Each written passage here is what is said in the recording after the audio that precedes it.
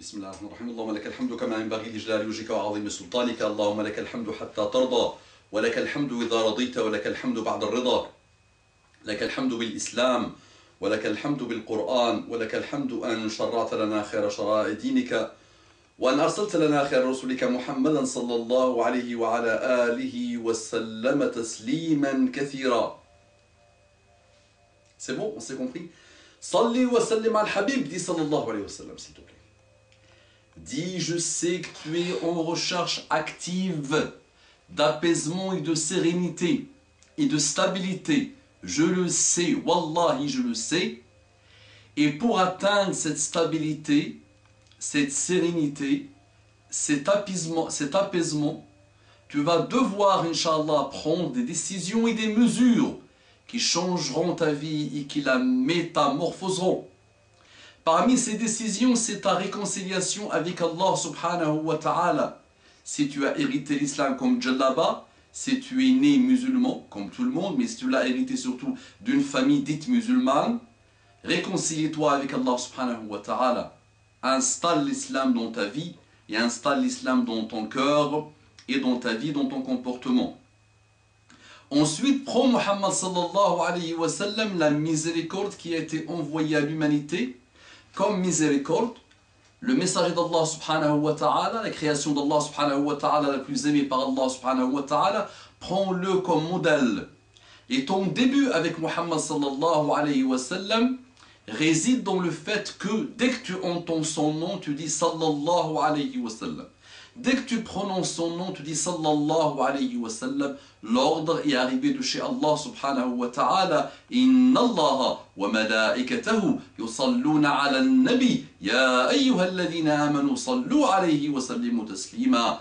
Allah et ses anges font salat wa salam ala nabi, ala le messager d'Allah. Ya ayyuhalladhina amanu. Oh ceux qui ont la foi. Toi. Si tu as la foi, dis. Allah te donne l'ordre, sallu alayhi wa sallimu taslima. Dites sallallahu alayhi wa sallam. Barakallahu fikum.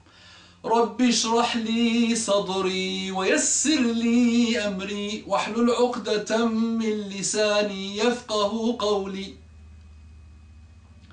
Ikhwan, je vous aime en Allah. Wallahi, je vous aime en Allah. Wallahi, je vous aime en Allah et je veux votre intérêt. Et wallahi, ce que je demande à ma propre maman, que j'aime beaucoup, beaucoup, beaucoup, beaucoup, une des créations d'Allah subhanahu wa ta'ala, la plus aimée par Allah, par moi, et Allah subhanahu wa ta'ala nous demande d'aimer nos mères et d'aimer nos parents. Ce que je demande pour ma propre mère, je vous le demande à vous, et je vous aime Allah subhanahu wa ta'ala. Wallahi la ilaha illa. Ne m'oubliez pas dans vos doigts, jazakumullahu khairan. Ne m'oubliez pas dans vos doigts, jazakumullahu khairan. Écoutez le conseil aussi d'un frère reconverti à l'islam qui vous dit, qui a posté un message pour vous dire il ne suffit pas d'écouter les rappels de Abu Umama et plus globalement des autres. Il suffit aussi d'essayer de les suivre et d'essayer de vous imprégner, comme il l'a mis dans son message. C'est une des premières fois que je vois ce type de message, subhanallah. Il m'a fait plaisir. Vraiment. Wallahi la ilaha ghayruhu, ça m'a fait plaisir. Parce qu'il ne suffit pas d'écouter, de lire, de hada, il faut surtout essayer de s'élever. À chaque fois que tu écoutes une parole d'Allah ou de son prophète ou de l'islam, il faut que tu essayes de te l'appliquer sur toi-même et d'avancer vers Allah subhanahu wa ta'ala, de cheminer vers Allah subhanahu wa ta'ala. Les sahaba passaient une nuit entière sur un seul verset d'Allah subhanahu wa ta'ala, un seul verset, ils le répétaient. Il y avait des sahaba et des tabi'in qui passaient une nuit entière à faire le qiyamul layl avec un seul verset d'Allah subhanahu wa ta'ala, pour méditer sur le verset, pour l'appliquer dans leur vie, pour bien l'intégrer dans le cœur et dans le comportement, dans la vie.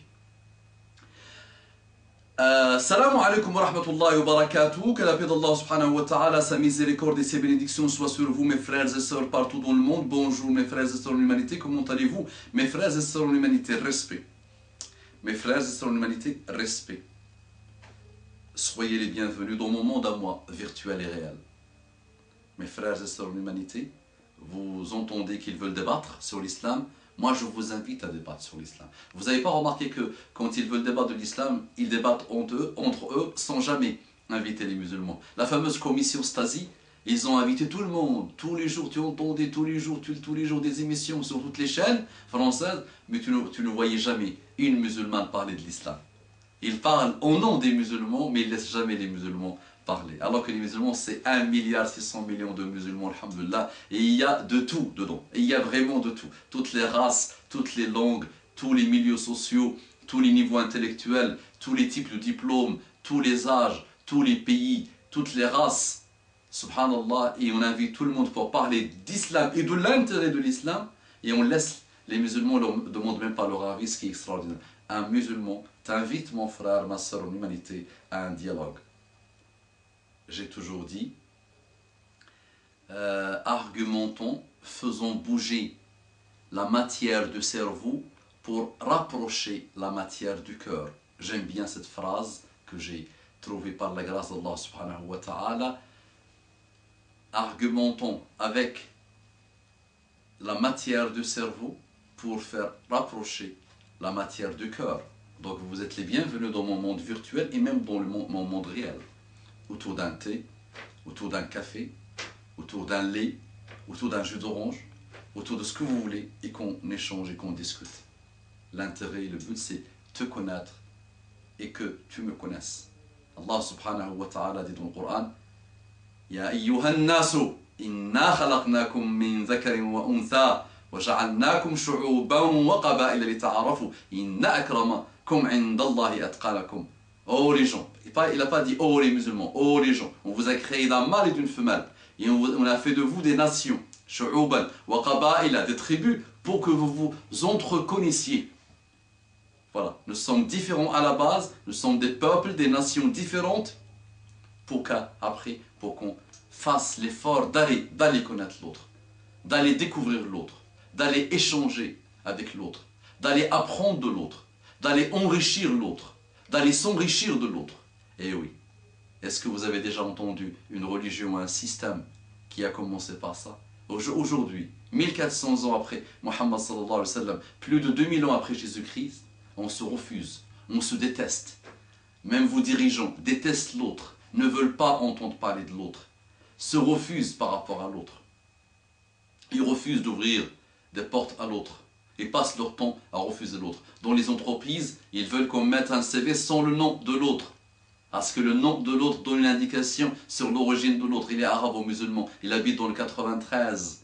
Donc il est détestable, il est mauvais, il n'est pas bien. Donc maintenant, il propose des imbéciles, il propose qu'on cache le nom sur le CV. C'est ça la belle trouvaille. Au lieu d'attaquer le mal à la source, le racisme, la xénophobie, refuser l'autre. Ça c'est 1400 ans après Mohammed sallallahu alayhi wa sallam, 2000 ans, plus de 2000 ans après Jésus-Christ, Isa, et des millions d'années après la naissance de la terre ou de l'humain. Subhanallah. Et les gens aujourd'hui sont en train de se détester. Alors que le Coran, la parole d'Allah subhanahu wa ta'ala, ou une phrase a résolu le problème. Ya ayyuhan nasu inna khalaqnakum min dhakarin wa untha wa ja'alnakum shu'uban wa qaba'ila lita'arafu inna akramakum 'inda Allahi atqakum. Allah rajoute dans ce verset que les plus proches d'Allah subhanahu wa ta'ala sont les pieux, sont ceux qui ont la crainte d'Allah subhanahu wa ta'ala. Et ça, personne ne peut prétendre qu'il a la crainte d'Allah subhanahu wa ta'ala. Allah seul sait ça. Donc finalement, on ne peut pas dire à l'autre, je suis mieux que toi, ou je suis plus intelligent que toi, plus gentil que toi, ou plus beau que toi, ou plus ma race est supérieure à la tienne. Ça, il n'y a pas. En islam, il n'y a pas ça. Walou, niet. Un frère m'a envoyé un message qui m'a fait plaisir. Il me dit Salam alaikum wa rahmatullahi wa barakatuhu, entre parenthèses, pardonne mon orthographe phonétique. Wa alaikum salam wa rahmatullahi wa barakatuhu. J'aime ton éducation, mon frère. Je respecte, mon frère, ton éducation. Je serai heureux, Inch'Allah, d'échanger avec toi, mon frère, et ça me fait plaisir, ce type de personne, subhanallah. En entrée de jeu, tu sens quelqu'un de bien éduqué, subhanallah. Mon frère, je suis jaloux, mais ce n'est pas une jalousie matérielle. Je suis jaloux de voir des musulmans plus pieux que moi, plus sincères que moi, plus humbles, plus touchés par l'islam que moi. Je suis reconverti. Il a mis je suis converti, je rectifie. Mon frère, tu es reconverti. Depuis environ 6 mois peut-être. Depuis environ 6 mois. Peut-être que c'est la raison qui explique cette jalousie. Regarde l'éducation, subhanallah, tu la lis entre chaque mot. Regarde la belle éducation de ce frère, masha'Allah. Mais dis-moi, est-ce mal cette jalousie? Que me conseillerais-tu de faire? J'espère que tu as la science de me répondre et que, incha'Allah, tu me répondras. Qu'Allah te récompense. Salamu alaykum wa rahmatullahi wa barakatuhu. Mon frère, ce type de message, je réponds quoi qu'il arrive. Même s'il y a des milliers de messages, tôt ou tard, je réponds, mon frère. Donc toi, ton message vient d'arriver et je suis honoré et heureux d'essayer de répondre, mon frère, et te dire, wallahi, je me sens toujours tout petit. Une petite atome de gens comme toi. Subhanallah. Des gens qui ont opté pour l'islam après tout ce qu'ils ont vécu dans un système, subhanallah, très mauvais, avec un système de parents aussi très éloigné des valeurs de l'islam et des valeurs tout court et de la morale tout court et des bons systèmes de pensée tout court. Et malgré ça, subhanallah, des gens choisissent et optent pour l'islam avec tout ce qu'ils voient et tout ce qu'ils observent dans la cathode. Parce que comme à chaque fois je le rappelle, les gens sont plutôt cathodiques, ils ne sont pas catholiques. Si les gens étaient catholiques, il n'y a aucun problème. Ils adorent Allah, ils ont Jésus comme prophète, non comme Dieu, et c'est bon, ils ont une religion que nous respectons, alhamdoulilah, ils sont nos frères en religion et en humanité, et en citoyenneté, s'ils sont aussi français.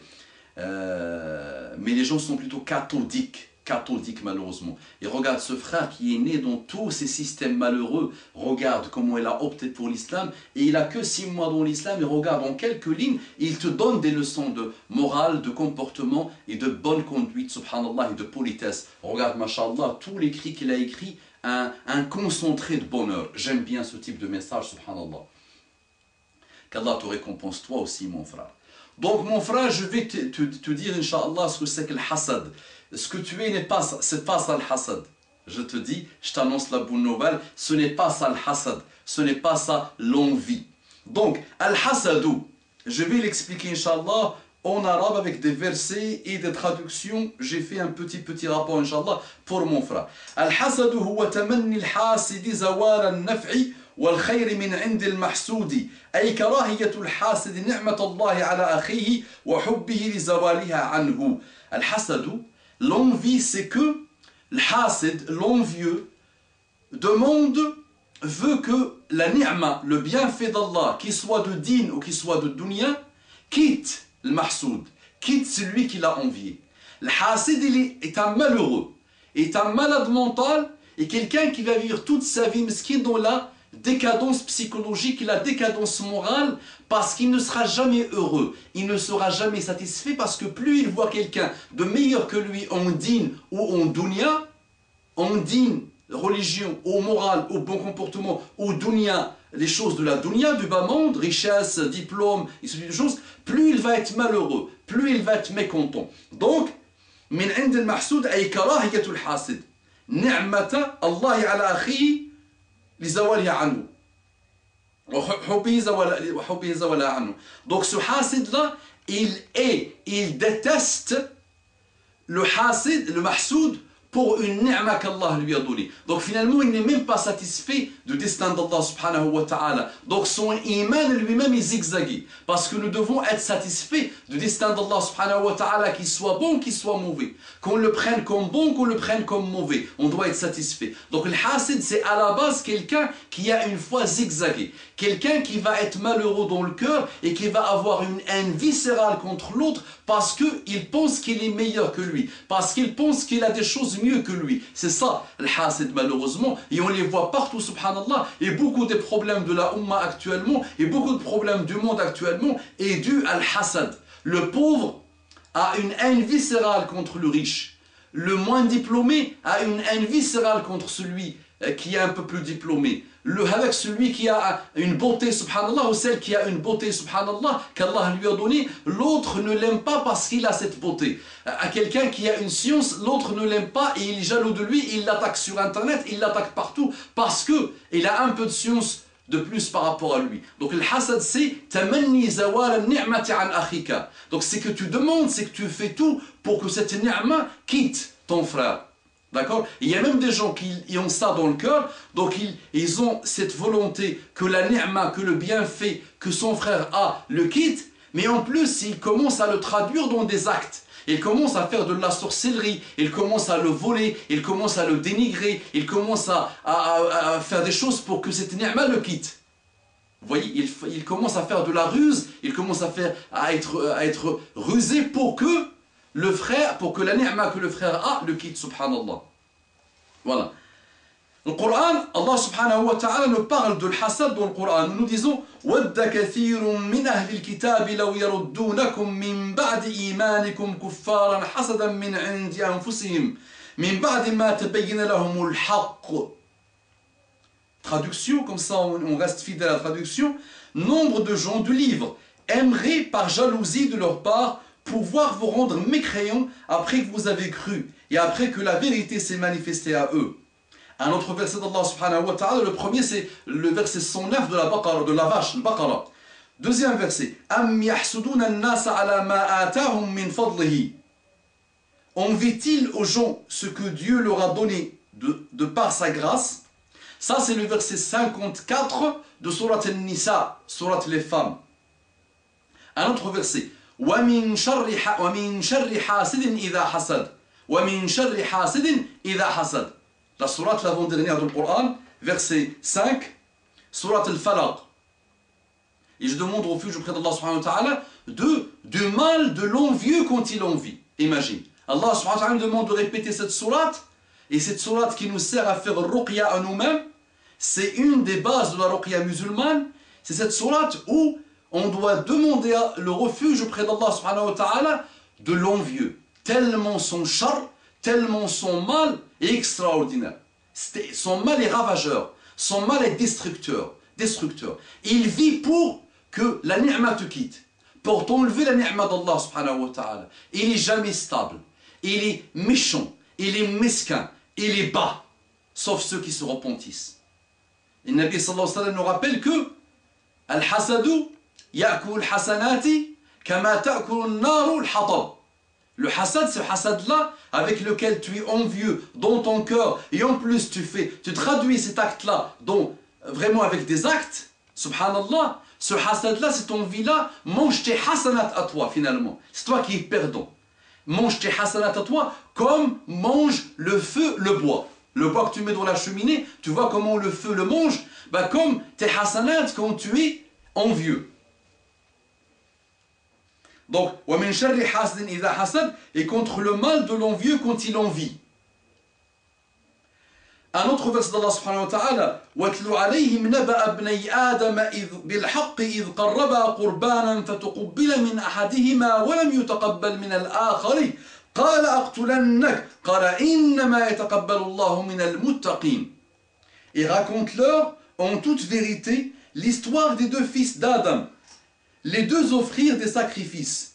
Celui de l'un fut accepté et celui de l'autre ne le fut pas. Celui-ci dit « Je te tuerai sûrement ». Dieu n'accepte pas, dit l'autre, que de la part des pieux. Donc l'autre lui répond « Dieu n'accepte pas que de la part des pieux ». Premier crime de l'humanité, premier crime que l'humanité a connu, était entre les deux fils d'Adam. Ça veut dire au début, à la genèse de l'humanité, au tout début de l'humanité, un des fils de Adam a tué l'autre, il lui a promis de le tuer et finalement il l'a tué parce qu'il a été envieux. Pour cette maladie de l'hasad, al-hasadou, même le mot envie n'est rien pour le traduire. Al-hasadou, quand un musulman entend le hasad, il a des frissons, il a peur de ce malheur. C'est strictement haram d'abord. Il faut que je vous raconte le hukm, l'islam. Hukm l'islam fi hada. Strictement haram. Parfois on demande, est-ce que gélatine haram? Moi, il y a des gens, subhanallah, ils descendent à des niveaux très très très bas, mashallah. Ça fait plaisir. Mais ça fait plaisir quand surtout, ils consacrent aussi de l'importance à des choses extrêmement graves aussi. Mais qu'ils appliquent dans leur vie et que c'est normal pour eux. Au travail, tu es jaloux. Tu es envieux. Dans ta famille, tu es envieux. Tu envies ta sœur. Tu envies ton frère. Il y a des gens, subhanallah, il y a des familles entières ravagées par le hasad. Ravagées par l'envie. Le hasad aujourd'hui détruit la umma. Parfois, des gens d'un pays ont le hasad contre les autres dans notre pays. Hasad ravage vraiment tous les domaines de la vie des gens dits musulmans d'aujourd'hui.